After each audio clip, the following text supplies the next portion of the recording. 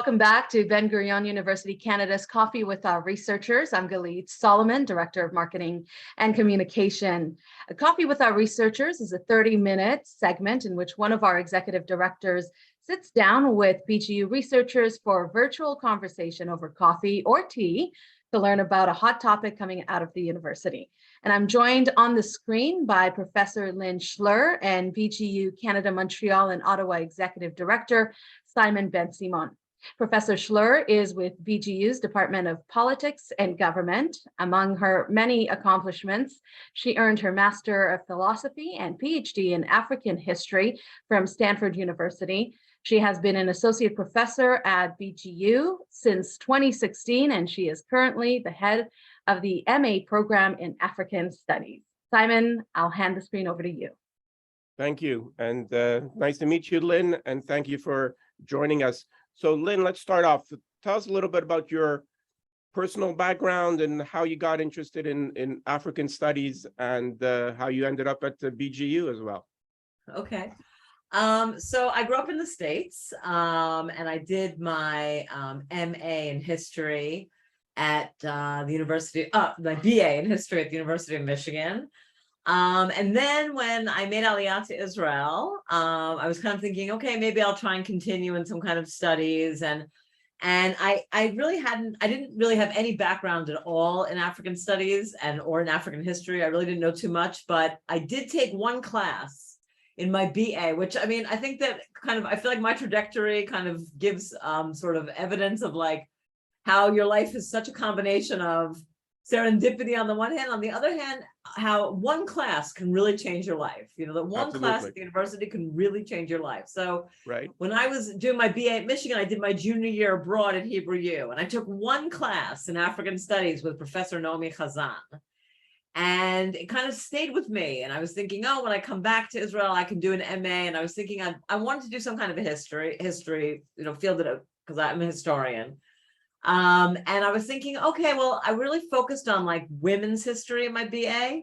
And I was wondering the whole time, since the focus was really on Western women, I often wondered, so what would it look like in another context? What would, gendered experiences look like in another context? And so I kind of debated between India and Africa. And then I put on a backpack and went traveling through West Africa for 6 months with a friend of mine and came back and studied at Hebrew University African Studies, a MA in African Studies. And then I continued my PhD at Stanford in the Department of History, in African history. So that's kind of how I got interested. But when I was thinking also about a career trajectory, since I knew I was going to be living in Israel, I felt like that was also a big part of why I went into African studies, because I felt like it was just a field that Israel really needed. Maybe if I'd lived in the States and worked in the States, I might have done Jewish history or US history, but I felt that in Israel, it was a field that really could make a big contribution to Israeli society for a lot of different reasons. That's interesting. So you're a historian, but you're in the Department of Politics and Government at BGU. How does that work out? That's right. Yeah. So that actually is because whereas I am a historian, that's sort of my discipline. But a lot of the theoretical questions that sort of preoccupy my colleagues in the Department of Politics and Government are really similar to the questions that I deal with. So my first book was a study of an immigrant neighborhood in Douala, Cameroon. And I looked at how sort of ethnic identities sort of merged within ethnic identities, class identities, gendered identities, how they all kind of took second place to a neighborhood identity. That all the immigrants in this one city under the colonial era, how they all sort of came together around they're being part of this shared public space. So I was looking a lot at the urban landscape and immigration and identity formation in the era of decolonization, nation building. So these were really questions that actually were very much in line with what people in the poli-sci department deal with. And then right. My second book looked at that city that I studied in Cameroon was a port city. And when I was there doing my research, I met with lots of different women that were in the city during the colonial era, and they kept mentioning these sailors, these African sailors. And so I made this sort of mental note for who are these African sailors? Right. And my second book is a look at Nigerian seamen and how they, as labor under the British colonial regime, made the transition to become Nigerian. And Nigerian seamen on Nigerian ships, and sort of a working class perspective on nation building and on nationalism. So that was my second book that looked at this sort of how the shipping industry was a really fascinating window into the process of decolonization and post-colonial economic nationalism. You know, I mean, in Israel, we have the SIM line, you know, the SIM shipping line, you know, so all these post-colonial nations in Africa also wanted their shipping line, you know, and it was sort of a really important chapter in economic decolonization. And my last book that's just coming out now looks at the relations between Israel and Nigeria in the 1960s. And it's a sort of in-depth look at how Israel and Nigeria shared a lot of common agendas in the process of, again, nation building in the early years of the 1960s. And how Israel was able to offer many things to in Nigeria, and Nigeria was actually offering many things to Israel. And I looked at the relations over the years. So it was kind of a study of foreign relations, again, in the era of decolonization and nation building. So it's a very long answer to your question, but as you can see, I feel like a lot of what I do is very much in sync with the poli-sci department. So, absolutely. I mean, so you're a political scientist, a historian, a sociologist, an anthropologist, and doing a little bit of economics as well. Exactly. Yeah. That's amazing.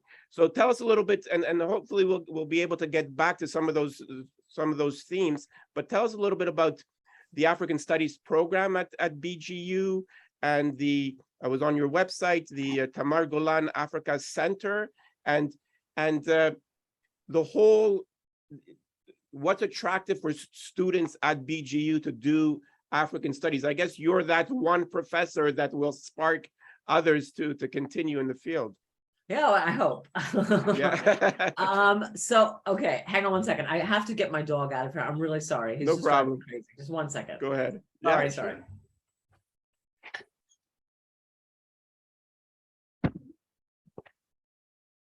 I truly apologize. He was No problem. Anyway, so yeah, so African studies at BGU, there's a couple of different aspects to it. And first of all, I'll say that we are the leading university in African studies in Israel. That's for sure. But I would say that we're also one of the leading centers in Europe in general, and definitely in the Middle East. So African Studies as a formal study program is divided into two separate things. The first is the BA program. And that's just one of the regular BA programs at the university. It's taught in Hebrew. Our students are Israeli, and they're doing a degree in African Studies along with something else. It's a dual degree. So a lot of times students come to us and, you know, they have another degree that they're doing, and they're looking that's sort of their main kind of passion. And then some of them come to us because they've either traveled in Africa and it's something of interest to them, or they feel like it's a good complement for one of the other classes or other programs like anthropology and sociology, or Middle East studies, or poli-sci, or economics, or even geography. So we're a good dual degree for a lot of those programs. But so we have a lot of students that come to us and sort of think of us as their second degree, but very quickly, even for those students and for the ones that come to us, you know, come to BGU for African studies, since we're the one place at the university in Israel where you can do a degree in African studies. I mean, very quickly we become home. We become their home. We're a really small department, and so we're really, really personal. You know, students, we know our students very, very well. We know everyone's name. We really get to know them. We build really strong connections. And one thing that we do every year that's very, very unique and special is that every year we take a study tour to Africa. So we go 20 to 30 students and faculty. We've been to Senegal and Rwanda and Uganda and South Africa. And this year we were in Zambia. So the sort of learning with our feet and going and doing a study tour in the continent really, it serves so many different purposes. First of all, it brings to life. I mean, look, we're in Israel. There's not that many ways for students to really feel and see and hear and taste and experience the continent from just academic articles. So we go and we do a study tour, and it's a fantastic learning experience. But it's also a great way for us, the professors of the department, to have, sort of individual interactions and conversations with our students in informal settings, and it helps us to build really strong connections and a really great community. So that's the BA. And this year we started a new MA program, which is something that's been very, very exciting for us. It's an MA, international MA program in English, and it's called African Sustainable Communities. And with the support of our donor, Eitan Shtibe, who was Israel's astronaut, that went up to space this summer, we're able to provide scholarships for between 12 and 16 African students to come to the university. And they're met and joined by a group of Israelis, international students, and together they study for a year, a degree that looks at all three components of that title: African Sustainable Communities. So we're looking at African histories and cultures and politics and economics, and how all of those things play a part in community development. And it's all in the shadow of the climate emergency and questions of sustainability and how we address community development over the long term. And at the end of 1 year at BGU, the students all go to do a 3-month project in a local community in Africa. And right now we have 23 students all over the continent working on community development projects that will either become part of a thesis, or it will just be part of a project summary that they'll write up at the end of their time. So that's our new MA program. It sounds amazing. So is that part as well? Obviously, you're connected to the new School of Sustainability and Climate Change. Yeah. So we're one of the departments that they, list as part of their, and we've had great cooperation. They're new, we're new. Right. So, but it's been fantastic. It's a great thing. And I think that, look, I mean, the climate emergency is just, unfortunately for Africa, it's the continent that's probably suffering the most from the impact of climate change in many ways, in terms of the vulnerability of local communities and their ability to confront a lot of the crises. The communities that already had no access to clean water are now suffering with droughts. Communities that were already suffering from a lack of electricity are now struggling with finding clean alternatives, et cetera, et cetera. So definitely, and yet on the other hand, Africa is the continent that, I mean, if you take out North Africa and South Africa, Africa as a continent emits as much CO2 as Spain, Right. I mean, so you have an entire continent that's, emitting very few emissions and yet suffering so much from climate change. So we're part of that as well. And the program definitely tries to address all those all of those issues. We're really hoping to, get the program out and expose as many people as possible to what we're doing, get new students every year. So I'm glad to talk about it if anybody wants to hear more. And so that's all the sort of formal African studies programs. But along with that, we have the Tamar Golan Africa Center, which, I mean, I'm also the director of that. So there's two hats: the head of the African Studies program and also the head of the Tamar Golan Africa Center, which is a center that was established by the late Tamar Golan, who was a very important figure in the history of Israel in the 60s, 70s, and 80s. She was a well-known journalist who covered the Africa beat for a while, and then became Israel's first ambassador to Angola in the 1990s. And she had a real passion and love for Africa. And when she came back from her stint as a diplomat, she decided that she lived on Kibbutz Lahav in the Negev, and decided that she would come to the university and help establish African studies.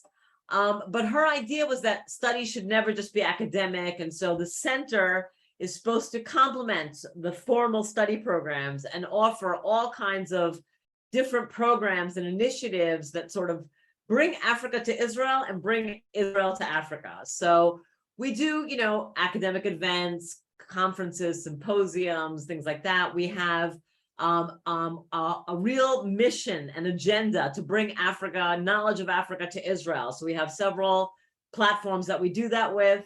It's not just purely academic. Once a week, we send out a newsletter called This Week in Africa that reaches close to 2,000 people a week, that gives like headlines from the continent on important things that are happening. We have a book series that brings knowledge of Africa to the general public, and we're on our 10th title right now. And we have volunteer programs for our BA graduates, and lots of cultural events, activism. A lot of our students are very involved with the asylum seeker community in Israel, with Ethiopian community in Israel. So our students are very much encouraged by us to convert the knowledge they learn in class into active, engaged, impactful activism in the community. So the Negev Refugee Center was founded by our students. It's run and led every year by a group of students that are involved in African studies. So we're really proud of that. The ability of our students to turn their knowledge into something that's really significant and impactful in the community. So that's the Africa Center. That's great. So let's go back to a little bit to the program, the MA program. How does an African student find out about it? How wide is your network in Africa? Yeah, we're always looking to expand it. So because we just started, we just finished our first cohort this year. Right. We tried to do a lot of, word of mouth with people that we know. There's lots of which countries have the students come from? This year, they were from Nigeria, Ghana, Kenya, Uganda, and Zimbabwe. And next year, we have a group from Ghana, Nigeria, Uganda, Rwanda, Zambia, and Zimbabwe. Fantastic. So mostly English-speaking, Yeah. Although, this year we do have a student from Rwanda, which is both French and English, but yes. Right. Yes. Yeah. So, okay, so let's deal a little bit with you mentioned in at the beginning in terms of the similarities or the post-colonial similarities between Israel and African countries, where they became independent around the same time, and at one point there were very strong relationships between Israel and a number of African countries. And I read a biography of Golda Meir, that was one of her real missions. What is the state of Israel-African relations today, and could it be better? Is it progressing? What can you tell us about that? Yeah, so in the 1960s and 70s, I'd say that Africa was just one of the main objectives of the Israeli Foreign Ministry. And Israel invested an actually extraordinary amount of resources and efforts to offset its isolation in the international arena due to the Arab-Israeli conflict, looking for friends and votes in the UN in places that had identified as non-aligned in the Cold War era. And Africa became sort of the main sort of focal point of Israeli. At one point, Israel had 22 embassies in Africa.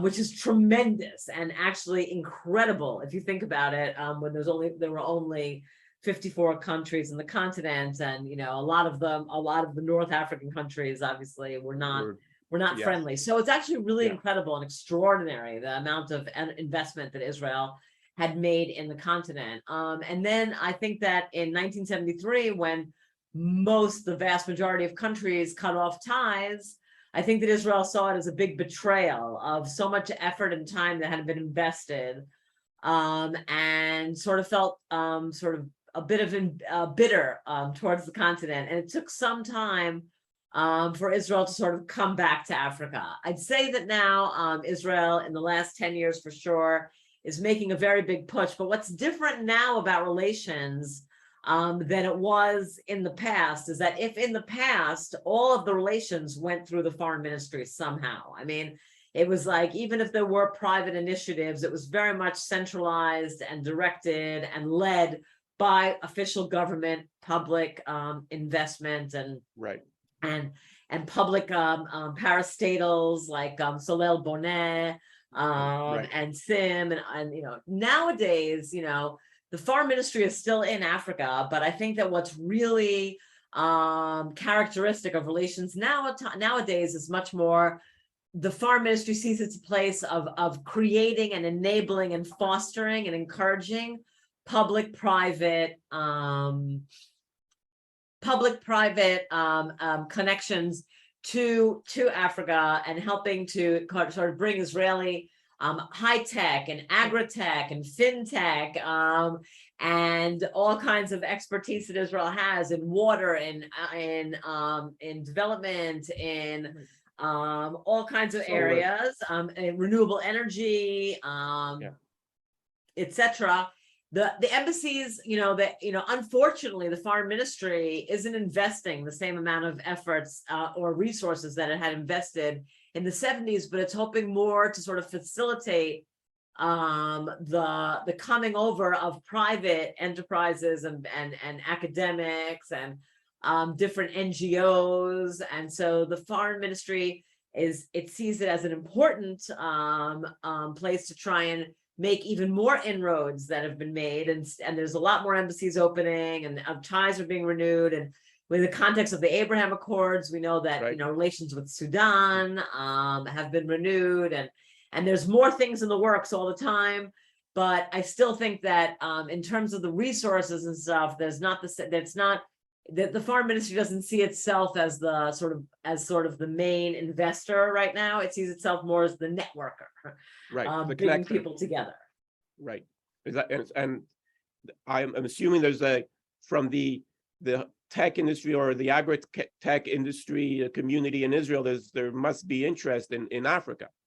I mean, this is the thing. I think that starting with Golda Meir and still up until this time, even at the break of ties, I want to say that it's kind of an unusual relationship. It always has been. It's been very, very strong and very, very close. There's a tremendous amount of Israelis that feel deeply connected and engaged with the African continent for many different reasons. But there's just something about Israel's engagement with Africa that is just a special relationship that, a lot of times I start my classes at BGU by asking the students, how many people have relatives or family friends or neighbors that were somehow have been engaged with Africa?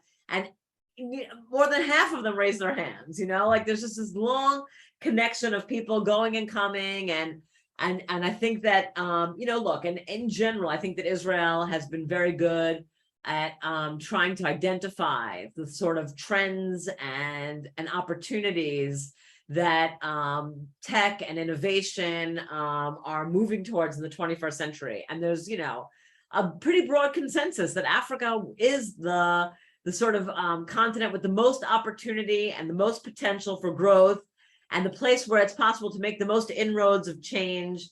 And I think that Israeli innovators and entrepreneurs, scientists, researchers, business people have picked up on that. And even though we're still very, very small, we're minuscule. I mean, compared to India and China and of course, European nations, even Brazil, even Turkey, and we're tiny.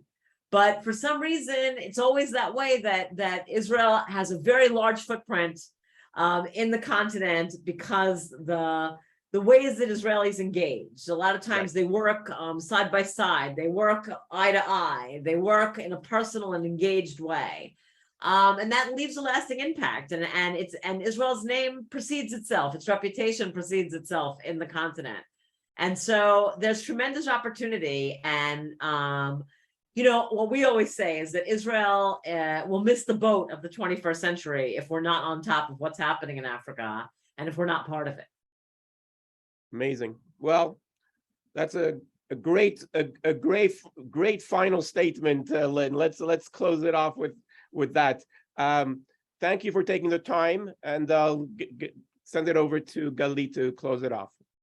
Very good. Thanks, Simon. And Lynn and Simon, thank you both for a fascinating chat. To our viewers, we hope you enjoyed our Coffee with Our Researchers date today. If you would like to learn more about the work and the research that's being conducted at BGU, please be sure to visit our website. We're at www.bengurion.ca. And while you're on our website, you will be prompted to sign up for our newsletter as well. You can also follow us on social media. We are on LinkedIn, Facebook, Twitter, Instagram, and YouTube.